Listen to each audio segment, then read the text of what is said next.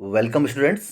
World geography के एक और सेशन में आपका स्वागत है। ये क्लास नंबर 23 और विश्व का जो महाद्वीपीय भूगोल कर रहे थे हम लोग, उसका ये पार्ट 3 है। ठीक है, इससे पहले हम कुछ क्वेश्चन कर चुके थे, उससे आगे हम बढ़ते हैं। और जो हमारा आगे बढ़ने का तरीका होगा उसमें हम मैप भी देखते जाएंगे और मैप के साथ साथ हम इनको सारी चीज़ों को सीखने का प्रयास करेंगे। और मैं आपसे उम्मीद करता हूँ कि जब आप ये क्लास कर रहे होंगे तो आपके पास अपनी खुद की एटलस होगी, उस एटलस पे आप सब चीज़ों को मार्क करते हुए जाएंगे। तो लास्ट क्वेश्चन हमने किया था क्वेश्चन नंबर 45 तक, उसके बाद आज का क्वेश्चन हमारा 46। ठीक है, यहाँ से स्टार्ट करते हैं। सूची एक को सूची दो से सम्मिलित करना है। ठीक है, देश दिए गए हैं, अधीन क्षेत्र दिए गए हैं, हम इनको देखेंगे भी और ये कहाँ पर स्थित है वो भी समझेंगे। ठीक है, जो ऑस्ट्रेलिया है, ऑस्ट्रेलिया का क्रिसमस द्वीप पर कब्जा है। ठीक है, क्रिसमस द्वीप को अब हम मैप पे भी देख लेंगे। ठीक है, अगर ये वर्ल्ड का मैप है तो मैं इसको जूम कर रहा हूँ और आपको यहाँ पर क्रिसमस मैप दिख जाएगा। क्रिसमस द्वीप ये ऑस्ट्रेलिया का क्षेत्र है, ये आपको दिख रहा हो क्रिसमस आइलैंड। ठीक है, ओके, नेक्स्ट बढ़ते हैं आगे। डेनमार्क का जो कब्जा है, राजनीतिक रूप से आपको डेनमार्क पर जो कब्जा है वो ग्रीनलैंड पे जो कब्जा है डेनमार्क का है, बट आपको जो प्राकृतिक रूप से वो आपको उत्तरी अमेरिका के पास में ही दिखेगा आपको। ठीक है, और उसके बाद अगला जो ऑप्शन आपको दिख रहा है फ्रांस, तो ये मार्टिनिक करके एक आइलैंड है, वहाँ पर इसका कब्जा है। ठीक हो गया। और सबसे लास्ट में जो हमारा बच्चा सांता क्रूज, ठीक है, उसको सबसे लास्ट में देखेंगे हम लोग। और ये मार्टिनिक और आपको ग्रीनलैंड अब एक साथ देखते हुए चलते हैं हम लोग। ठीक है, हमारे साथ वर्ल्ड का मैप है, तो ग्रीनलैंड तो बड़ा आसानी से दिख जाएगा आपको, ये ग्रीनलैंड है और इसका कब्जा है डेनमार्क का। देखिए डेनमार्क कहाँ है और कहाँ पर इसने इस पर कब्जा कर रखा है। डेनमार्क ये है और ग्रीनलैंड ये है, तो इसका कब्जा यहाँ पर है। एक मार्टिनिक करके आइलैंड आया था हमारे सामने, अगर हम इसको दक्षिण अमेरिका के बीच का जो ये आपका कैरिबियाई क्षेत्र है, यहाँ पर जूम करते दिखते हैं तो आपको मार्टिनिक दिख जाएगा। ठीक है, मैं आपको दिखाता हूँ, यहाँ पर आपको दिखेगा जहाँ पर डोमिनिका लिखा हुआ है, इसके बगल में ये दिखेगा और FR दिख रहा है, इसका मतलब यहाँ पे फ्रांस का कब्जा है। ठीक हो गया, ओके। और एक आपको जो सांता क्रूज था, सांता क्रूज अगर हम उत्तरी अमेरिका का जो आपका USA का कैलिफोर्निया क्षेत्र है, कैलिफोर्निया क्षेत्र है, ये सैन फ्रांसिस्को है, सैन फ्रांसिस्को है, इसी के बगल में एक द्वीप है यहाँ पर सांता क्रूज करके। ठीक है, यहाँ पर USA कब्जा है। अब देखते हैं ऑप्शन की तरफ आगे बढ़, ये मैंने आपस में मैच कर दिए, बट यहाँ पे सांता क्रूज का जो ऑप्शन है वो गलत है, तो यहाँ USA में USA का भी अधिकार क्षेत्र आ जाता है। तो ये सारे ऑप्शन आपसे क्लियर हो जाने चाहिए। ठीक है, ओके। अब मैं यहाँ पे मैच इसलिए नहीं कर रहा क्योंकि यहाँ पर एक ऑप्शन गलत दे रखा था, तो मैं इसको मैच नहीं कर रहा, आपको समझ आ गया होगा। अब बढ़ते हैं आगे नेक्स्ट क्वेश्चन की तरफ। ठीक है, कौन सी जल संयोजी यूरोप को अफ्रीका से पृथक करती है? यूरोप को अफ्रीका से पृथक करती है। ठीक है, देख लेते हैं कौन सी करती है। यहाँ पर अफ्रीका है, ये अफ्रीका महाद्वीप हो गया और ये सारा यूरोप हो गया। ठीक है, यूरोप हो गया। यहाँ कोई जल संधि है जो इसको पृथक करती है, बहुत ही फेमस जल संधि है, इसको और पास लेके चलते हैं। भूमध्य सागर में आपको ये जल संधि दिख जाएगी जहाँ पर वर्तमान में UK का कब्जा है। ये जल संधि यहाँ पे जिब्राल्टर दिख रहा होगा, तो जिब्राल्टर जल संधि हो जाएगी यहाँ पर। बाकी ऑप्शन को भी देख ले।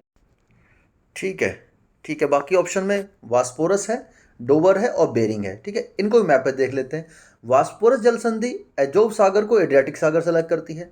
डोवर जल संधि ये आपका बेरिंग सागर को, डोवर जल संधि बेसिकली उत्तर सागर और इंग्लिश चैनल को अलग करती है। तो एक एक करके हम लोग उनको लोकेशन पर देख लेते हैं और आसानी से चीज़ें क्लियर हो जाएंगी। ठीक है, ओके, ठीक है, समझते हैं पहले डोवर जल संधि का है। अगर हम UK का निचला पार्ट में चलते हैं जहाँ पर आपको इंग्लिश चैनल दिख जाएगा।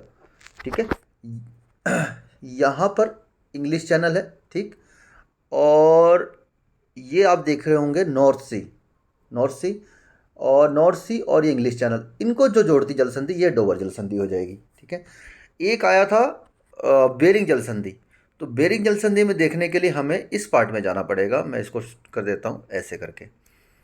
तो ये जो एरिया है ना USA का अलास्का वाला क्षेत्र, ये वाला, ये अलास्का को, ठीक है, यहाँ पर जो ये जगह है ये है बेरिंग जल संधि। यहाँ पर इधर से अगर आप राउंड में लेके चलेंगे तो इधर ही रूस स्टार्ट हो जाएगा, तो ये इसको अलग करती है। ठीक हो गया। और एक थी बास्पोरस जल संधि, उसको भी देख लेते हैं। अगर हम ब्लैक सी जो यूक्रेन के पास में, अगर वहाँ हम चलते हैं तो ये आपको दिख रहा होगा एक जगह,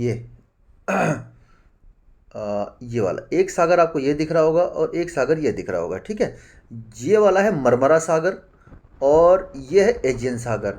तो इन दोनों को आपस में जोड़ती है बास्पोरस जल संधि, ये वाली, ठीक है। तो यहाँ तो हो गया बास्पोरस, तो ये जल संधियाँ थी। तो मुझे उम्मीद है कि मैंने आपको मैप के जरिए समझाना थोड़ा आसान रहता है और चीज़ें याद भी रहती हैं। अब वापस लौट जाते हैं अपने प्रश्न की तरफ, ठीक है। तो इस तरह से हमने एक ही प्रश्न से 4 ऑप्शन को देख लिया है। आगे बढ़ते हैं। अब देखते हैं निम्नलिखित युगों में किसका सुमेल नहीं है, ठीक है। सुमेल नहीं है वो देखने से पहले जो सुमेलित है उनको समझ लेते हैं। ओरोविले, ओरोविले एक पौंडीचेरी में एक आप समझ सकते हो कि नवीनतम ऐसा स्थान है जिसको मैं अपनी भाषा में एक्सप्लेन करना चाहूँगा। जी हाँ, आपके यहाँ पे लाइन दिख रही होगी, एक लाइन आपको यहाँ पे ये दिख रही होगी, भारत का एक अनोखा शहर जहाँ ना पैसा चलता है ना सरकार। पैसा ना सरकार का मतलब यहाँ पर ये है कि जो बेसिकली जो स्थान है ये चेन्नई के पास लगभग 150 किलोमीटर दूर स्थित है और पुदुचेरी में है, जहाँ पर पूरा तरह से धर्मनिरपेक्षता का पालन किया जाता है। ना ही कोई मंदिर है, ना ही कुछ है, ना किसी स्पेशल पूजा की जाती है। वहाँ पर कोई भी आके रह सकता है। लगभग आज की डेट में 45 देशों के लोग आके रहते हैं वहाँ पर, और वहाँ पर आके योगासन और मतलब एक तरह से कि शांत क्षेत्र है। आप वहाँ पर योगा करिए, ध्यान करिए, उन सब चीज़ों के लिए वो जगह है, ठीक है। और इसकी जो स्थापना करी थी, देखिए ये इसका चित्र है, ये आप देख सकते हैं। और इसकी जो स्थापना करी थी उसका स्थापना का उद्देश्य है, इस शहर में कोई धर्म नहीं है, सभी लोग बिना किसी भेदभाव के रहते हैं, ठीक है। इसका बसाने का उद्देश्य था कि एक दूसरे से बिना भेदभाव किए ऊंच नीच जात पात को पूरी तरह भुलाकर रहें। और ओरोविल साहब का शाब्दिक अर्थ है नवजीवन की नगरी। आपको नई चीज़ दिख रही होगी, ठीक है। और इसके बारे में और जानकारी आप देख सकते हैं कि ये जो बसाया गया था अरविंदो सोसाइटी की परियोजना के रूप में माँ मीरा अल्फासा द्वारा बसाया गया था 1968 में, ठीक है। तो ये जानकारी मुझे लगा आपके साथ शेयर करनी चाहिए, ओके। तमिलनाडु से के चेन्नई से 150 किलोमीटर दूर पुदुचेरी में स्थित है, ठीक हो गया। आगे बढ़ जाते हैं। आगे है बैकानूर। जो बैकानूर जगह है वो यूक्रेन में ना होकर वर्तमान में स्थित है कजाकिस्तान में, ठीक है। पहला चीज़ तो आपको ये समझिए कजाकिस्तान में है, लेकिन इसमें वर्तमान में अधिकार किसका है, ये 2050 तक, ठीक है, 2050 तक इसे रूस द्वारा लीज पे लिया गया है। रूस का यहाँ पर आप समझ लें कि अंतरिक्ष प्रशिक्षण केंद्र स्थित है और विश्व का सबसे पुराना प्रशिक्षण अंतरिक्ष कार्यक्रम क्षेत्र यही है। विश्व का पहला उपग्रह इसी स्थान से छोड़ा गया था। यूरी गागरिन का नाम सुना था, इसी स्थान से अंतरिक्ष यात्रा पर यूरी गागरिन यात्रा करी थी, ठीक है। तो ये ऑप्शन गलत हो जाएगा, तो यही हमारा आंसर भी निकल के आ जाएगा। लेकिन उससे पहले हम देख लेते हैं, बांडुंग ये इंडोनेशिया का एक क्षेत्र है और बट्टी कालोआ एक श्रीलंका का पर्यटन क्षेत्र हो जाएगा। तो ये ऑप्शन ठीक है, लेकिन ये बैकानूर गलत हो जाएगा, ओके।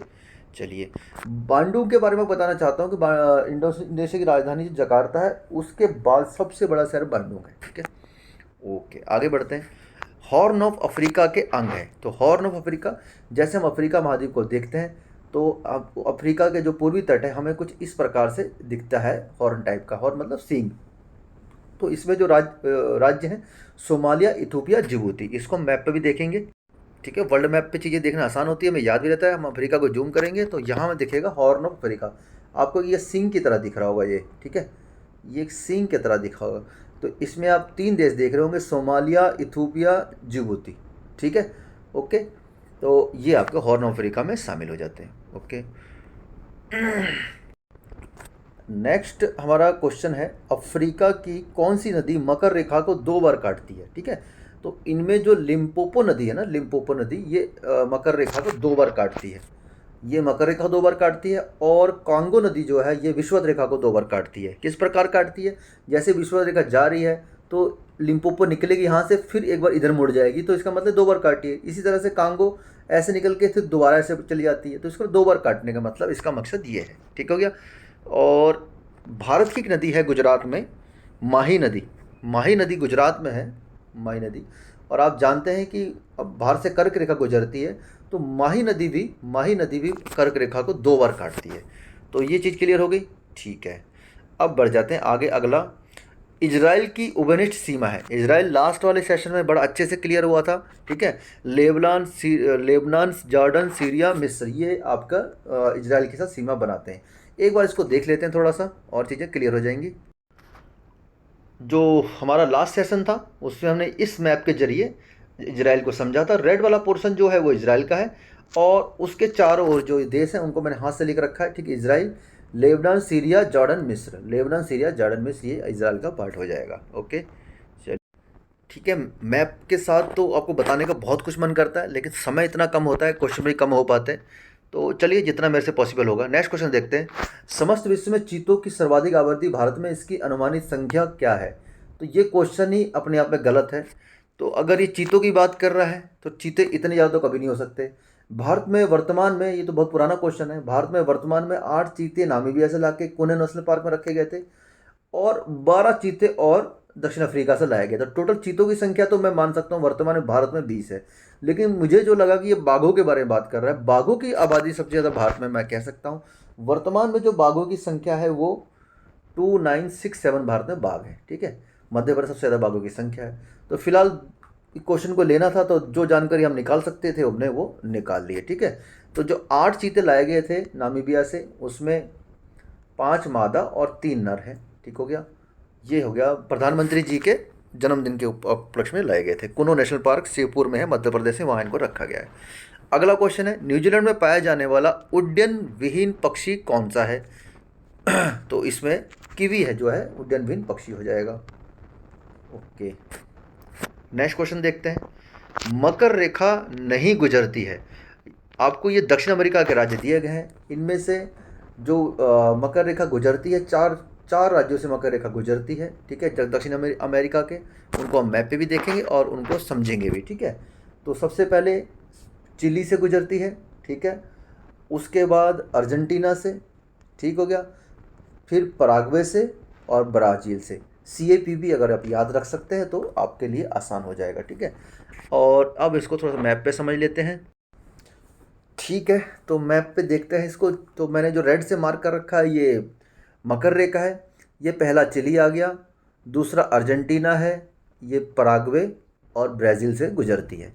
अब दक्षिण अमेरिका का नक्शा हमारे पास है ही, और रेखा को जिक्र हो आ ही गया तो फिर विषुवत रेखाओं को भी देख लेते हैं। विषुवत रेखा भी गुजरती है।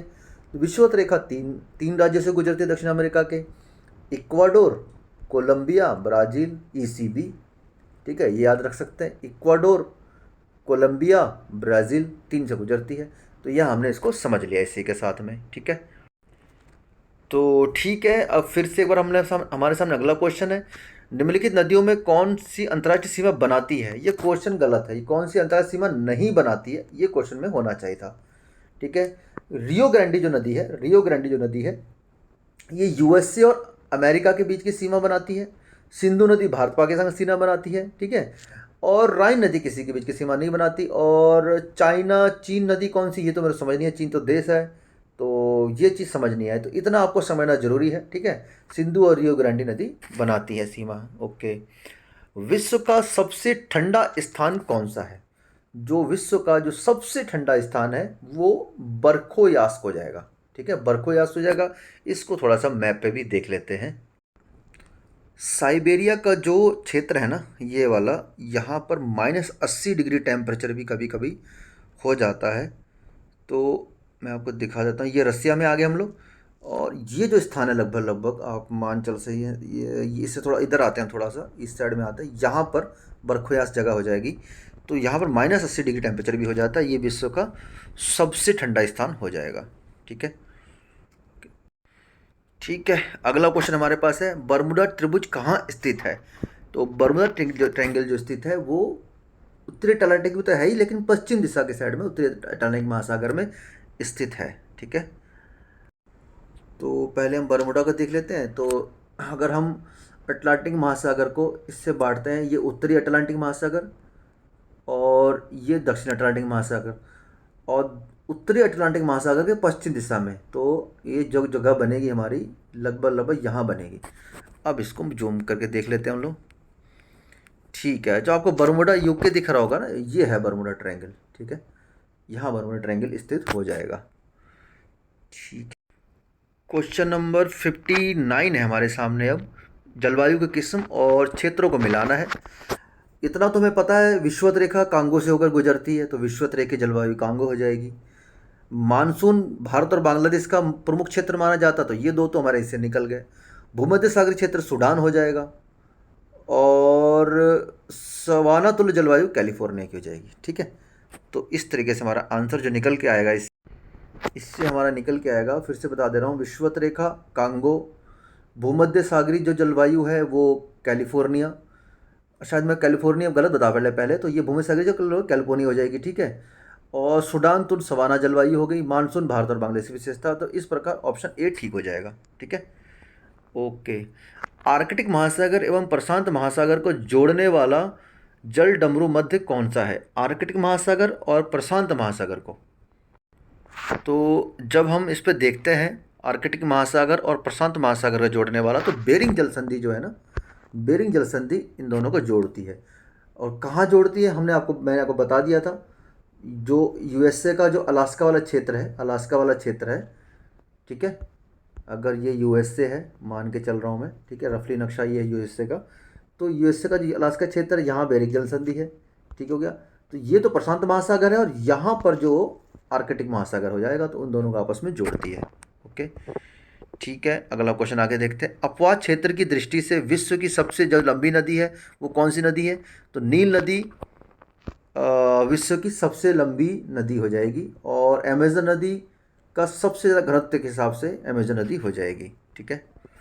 ओके, मक्का कहाँ पर है? तो मक्का सऊदी अरब में, मक्का मदीना दोनों सऊदी अरब में स्थित है, ठीक है। तो ठीक है, तो मैं आज इसको 16 मिनट की क्लास हो गई है, तो मैं आज यहाँ पर इसको क्लोज़ करना चाहता हूँ, क्योंकि क्वेश्चन बहुत ज़्यादा ना हो जाए, तो जितने भी मिनिमम क्वेश्चन हो पाए उनमें मैप के जरिए बताने का प्रयास किया आपको। तो ठीक है, उम्मीद करता हूँ आपके लिए लाभकारी सिद्ध होगा आज की क्लास। बने रहिए स्टडी एट द उत्तराखंड के साथ। मिलते हैं नेक्स्ट वीडियो में, तब तक के लिए जय हिंद।